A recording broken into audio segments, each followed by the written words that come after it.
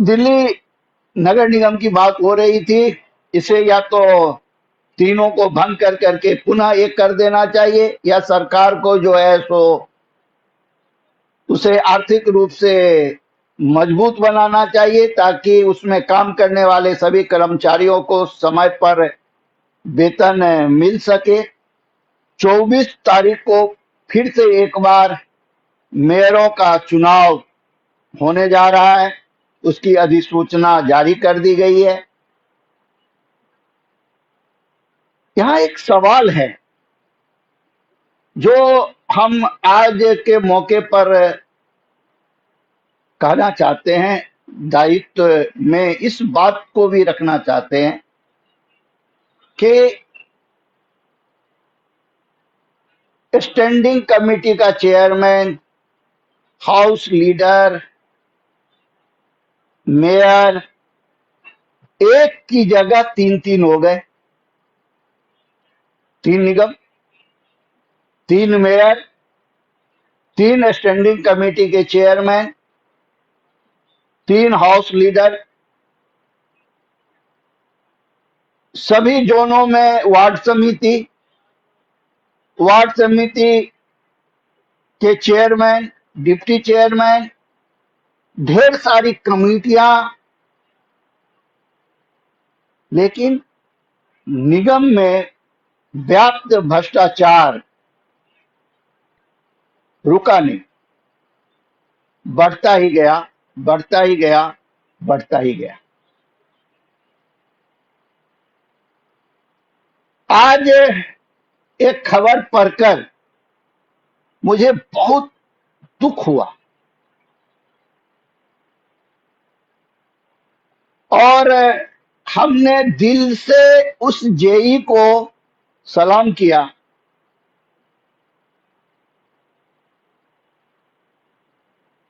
जो कोरोना के कारण लेडी हार्डिंग हॉस्पिटल में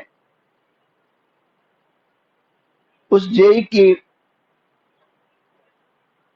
मृत्यु हो गई है, और उसके परिवार को मदद करने के लिए निगम के लोगों ने चंदा किया है।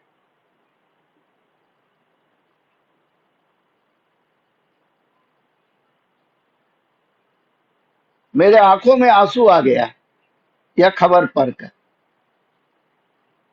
जनरली निगम के जेई का नाम आते ही लोग उसे गलत समझ बैठते हैं, जो वह गलत होगा। लेकिन इस जेई के मृत्यु के उपरांत उसके परिवार की मदद करने के लिए निगम कर्मियों को आपस में चंदा करना पड़ रहा है। इसका अर्थ है जो वो जेई कर्तव्यनिष्ठ, वैसे कर्तव्यनिष्ठ जेई को हम अपने इस दायित्व में सलाम करते हैं, और ईश्वर से प्रार्थना करते हैं कि उससे दिव्य आत्मा को अपने चरणों में स्थान दे और उस परिवार को शक्ति प्रदान करे। ऐसे भी जेई जो अपने कर्तव्य का निर्वाह करते हैं, और वो धन की परवाह नहीं करते, अपने दायित्व का निर्वाह करते हैं। और निगम में ही एक विभाग है, वो है भवन निर्माण विभाग, जहां भ्रष्टाचार चरम पे है। मैं यूं ही नहीं कर रहा,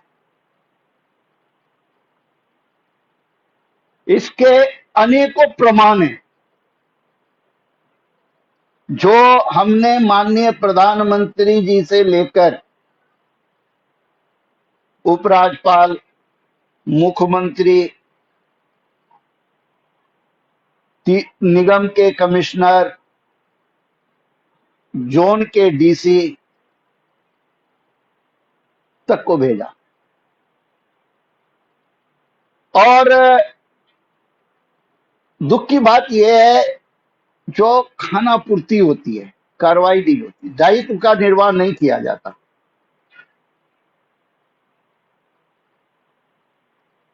इसका हम आपको अभी एक प्रमाण अभी अभी देते हैं। जो अभी कोरोना काल है, दिल्ली से सारे मजदूर जा रहे थे, काफी विकट स्थिति थी, किसी से छुपा हुआ नहीं है, सारा देश ने इसे देखा है, टीवी के माध्यम से, टेलीविजन पे आपने देखा है।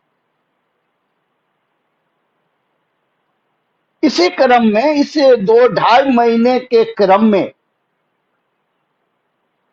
कुछ चमत्कार भी हुआ है, और वो चमत्कार किया है नगर निगम के भवन निर्माण विभाग ने, बिल्डरों से साठगांठ कर। जो अवैध भवने 8-8 साल से, 10-10 साल से नहीं बन पा रहा था, वो 8 सप्ते में बनकर कर करके तैयार हो गया। अब इन्हें कहां से मजदूर मिल गया, इन्हें कहां से सारी सुविधाएं मिल गई, कहां से सीमेंट मिल गया, कहां से सरिया मिल गया, कहां से रेता मिल गया, और कैसे वो रातों रात बनकर कर करके 8 सप्ताह में खड़ी हो गई।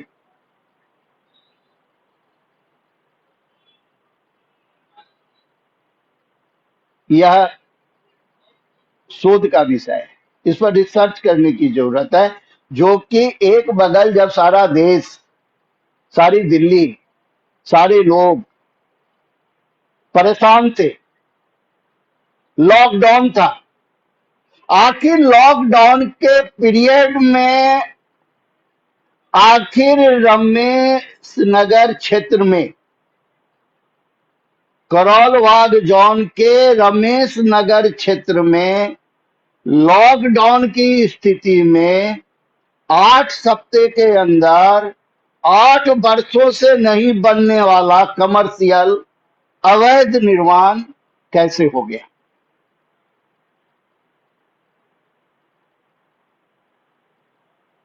मैं भौचक्का रह गया जब हमने उस दृश्य को देखा। हमने तत्काल ही इस संदर्भ में संबंधित सभी अधिकारियों को बताया कि ये क्या है। एक बगल हमारे माननीय प्रधानमंत्री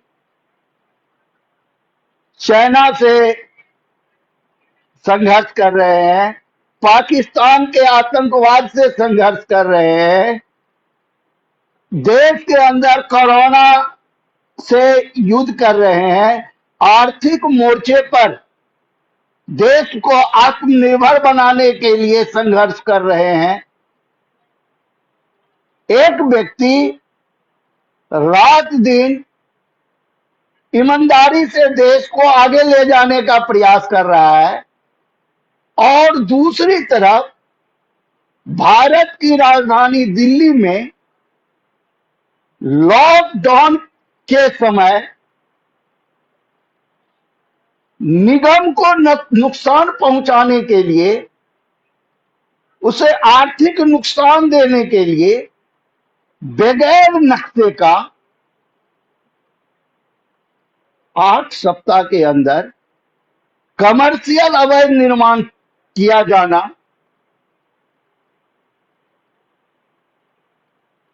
यह दर्शाता है कि ऐसे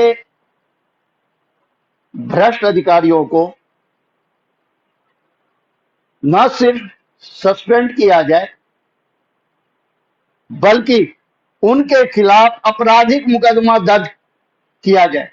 क्योंकि उस क्रम में, लॉकडाउन की स्थिति में जो मजदूर वहां काम किया होगा, उस अवैध इमारत पर न जाने वो कितने मजदूरों को कोरोना दे करके गया होगा,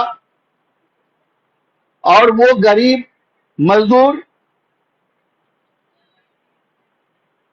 उस स्थिति में कोरोना लेकर करके अपने गांव गया होगा, अपने घर गया होगा, और न जाने वो कितने और लोगों को कोरोना बांटेगा।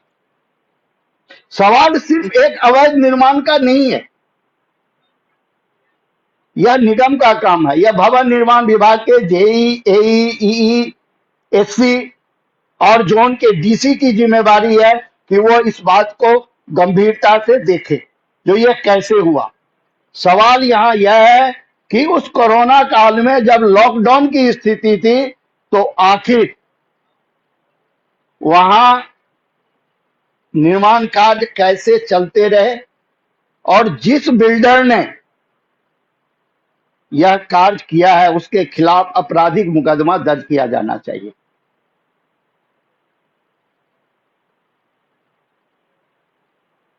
मेरे पास कई और लोगों ने भेजा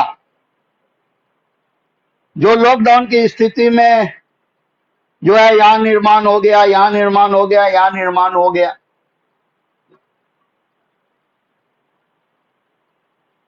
यह जिम्मेवारी है, जब निगम आर्थिक रूप से इतना कमजोर है, जो उसे अपने शिक्षकों को, अपने स्वास्थ्य कर्मियों को देने के लिए पैसे नहीं है, तो फिर कैसे बगैर नक्शे के ये अवैध निर्माण हो रहे हैं और सरकार को राजस्व, निगम को राजस्व का नुकसान किया जा रहा है। भ्रष्टाचार एक अलग मुद्दा है। भ्रष्टाचार भी के साथ साथ यह एक तरीके से ऑर्गेनाइज्ड क्राइम है, और इसे रोकना बहुत ही जरूरी है। अगर इसे नहीं रोका गया तो नगर निगम को कंगाल होने से कोई नहीं रोक सकता।